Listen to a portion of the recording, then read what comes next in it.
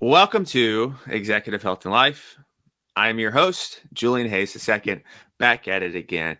And today is a new segment that I just thought about, and I'm going with the title of the performance upgrade.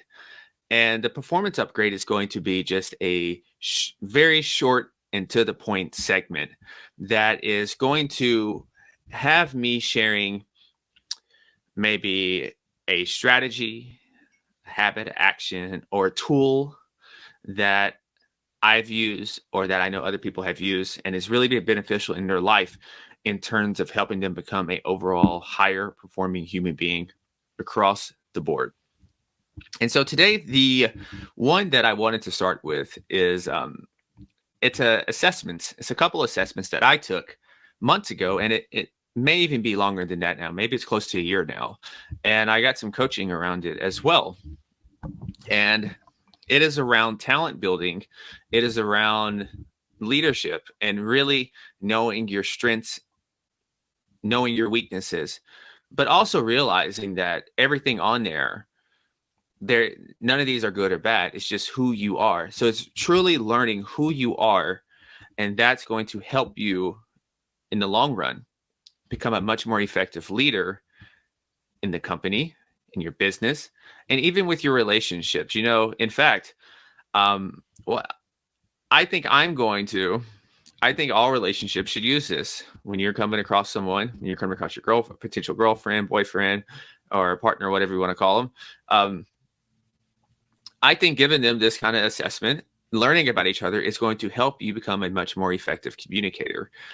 And there's also a health angle to this, but the two things that I'm talking about here is the Clifton Strengths 34 dominant themes assessment, and the other one is the BP10. And the BP10 is a builder profile. It's geared toward entrepreneurs, I would think, but I think it has some usefulness as well in terms of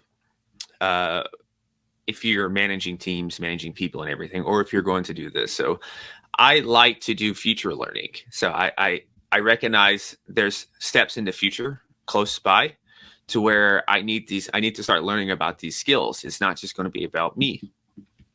And so I took these things so I can be much more effective and learn about myself. So if you're watching this on Spotify, if you're watching this on YouTube or down the road on those, you will see some of the slides that I'm about to pull up. So I'm going to share the 34 real quick.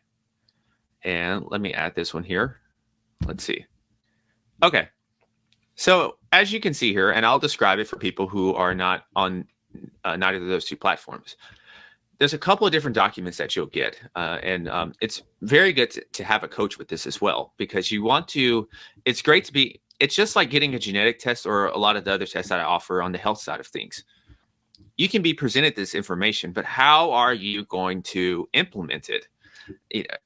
How are you going to stay accountable? How are you going to actually include this infrastructure into your life? So it's the same thing here. You get 34 dominant themes, and none of these are bad or good. It just is what it is. It's just that we're different. So for me, a couple of my dominant ones were, number one was futuristic, which totally makes sense. Next was strategic, and next was competition. Those were my top three, and it totally makes sense. It's pretty much my personality, how I go about things. And then we have four big quadrants that these categories fall into. So you'll have strategic thinking, you'll have executing, you'll have relationship building, and you'll have influencing. And so those who see my chart, and I'll describe, I'm 40% strategic thinking, 30% influencing. Relationship building is my weakest at 10%. And I don't even like to say I'm an introvert anymore, but I am naturally a person who likes to stay to themselves, doesn't really take the social initiative for the most part. Now I have trained myself to become a little more extroverted, to become a little more social, but by default, that is my state. I like to be by myself. I grew up only child. I don't like to work out with people. I like to just be on my own. I like to study, read, and do those things. So that makes sense with there. And the reason why you like these things is because you know how you operate. And so when it comes time to putting people around you, to designing your life, to building that, you can design a life, which includes your business as well, that is going to put you in the highest position of performing because you know your strengths. And now you know some things that maybe are that need some supporting there. And so how does this relate to health? Well, futuristic. I live in the future all the time. And so it's no surprise that this was number one. But sometimes I get lost in the future and I need to be brought back down to what to do right now. You know, if my head's always in the clouds, that's great for thinking and visualizing and painting a vision and inspiring people to go somewhere. But what about right now? And so that's where you need an operator. You know, I am not the best operator. So if I'm looking at this from a business perspective and organizational development, I need someone that's like a CEO, a COO, someone who's very practical, operational, process oriented, because that's not me. And from a health perspective, it's the same thing. You know, I can get so far into the future of wanting to do different things with my health and wanting to go certain places. And I lose track of the present moment. So the same thing, this is why I always say that you can run your body like a business.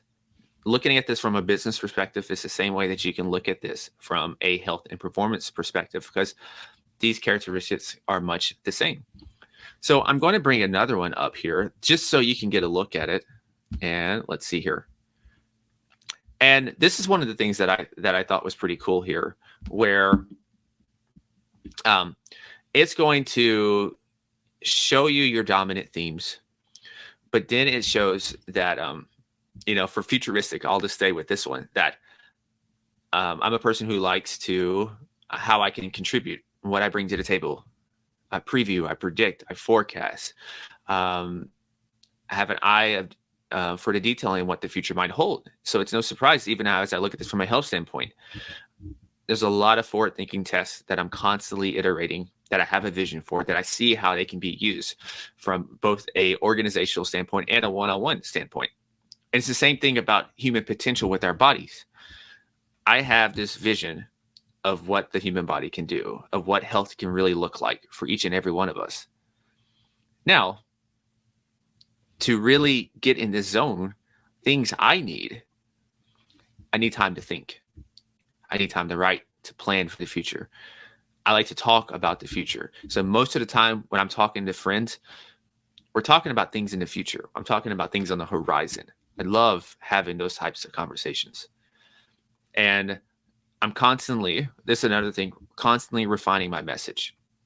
I change wording. I change a few words, sometimes on websites, sometimes on podcasts, sometimes in articles. Refining my message, again, from a health perspective, I refine my philosophy on what's a good quality relationship. I refine my message on what does optimal health look like to me? What does optimal health feel like to me? I'm constantly refining these things. I go to venues that inspire me. And so yours will probably be different. But these things are necessary to really have us operate in our zone of genius. And think about this from a relationship standpoint. And say you're a person who needs space to really think, to really recharge, and then come back and you can pour into them. To have that type of information is so critical, because you're going to come back inspired, you're going to come back recharged, and that's going to lead to a cascade-like effect of helping with your decision making when it comes to better food choices, when it comes to taking care of your body better. All of these things are connected. I know sometimes it might not seem that way, but these things are very much connected. And I'm going to quickly show the BP10, the builder profile here, just in case you're curious. And one of the first things is it's going to describe 3 types of a builder that you are. So you can have a rainmaker. You can have a person who's more of a conductor. This is a I think about my friend here. He's very good at harmonizing, bringing people together. He's the connective tissue, as I call him, to all of us, right? He's very good at bringing us in all together and managing people, managing different personalities. And then you have the expert here. And these are people who are obsessed with being the best in their field. It's crucial to them. These are probably people who are also very type A. These are people who are also their motivation is really a competition with themselves, but they also pay attention out there as well to the peers and people around them. So, I've set my life. I've set the way I go about business. I set all these things up based on a lot of these assessments and then the coaching afterward that I got from this. And then I continually go back to get some coaching to continually get feedback on this to make sure that I'm going about things the right way. And the reason why I did this one first is because a lot of times when we think about optimal health, we think about longevity, improving our health. We look at things like nutrition, which is important, and exercise. But there's there's a mental component. A big part of our lives is spent at work, is spent building a company, leading people, leading a company. And so if there's a lot of friction there, that's going to spill over into our everyday personal well-being. So this is why it's good to really audit yourself and know thyself. This is one of the first things that I do anytime I'm consulting or even working with a client on a deeper level, is to really audit themselves, to really know who they are, and to, most importantly, then accept themselves for who they are. And so going back here, there's a couple of different profiles. And so you'll see the top talents. And so as I said, the 3 type of alpha roles that they categorize it to expert, but then afterward, you are going to have the top talent. And so for me, number 1 was risk. That totally makes sense. I do not mind taking risk. I guess that started when I left school after that first year of medical school. So leaving there, I have revamped the podcast a couple of different times, changed directions, pivoted. So that is not really a problem for me to see things start over again and to just start from ground zero again. So, it's very good to know these things. And another one for me is disruptor and confidence. So this episode's not going to be too long. I just wanted to keep this short and sweet. I'm going to have a link to more information on both of these assessments, and you can look on there. And I guess I will also share the coach, the individual who helped me as well, on there as well, in case you want coaching from that as well. You can look at his stuff as well. So other than that, I appreciate everything, and I hope this was beneficial. I know it's a little new. It's a little different, but trust me, when you really, really, truly know yourself, and most importantly, when you accept yourself for who you are, your health and your performance and your longevity, and most of all, your fulfillment is going to take off as well. So until next time, stay awesome, be limitless, and as always, go be the CEO of your health and your life. Peace.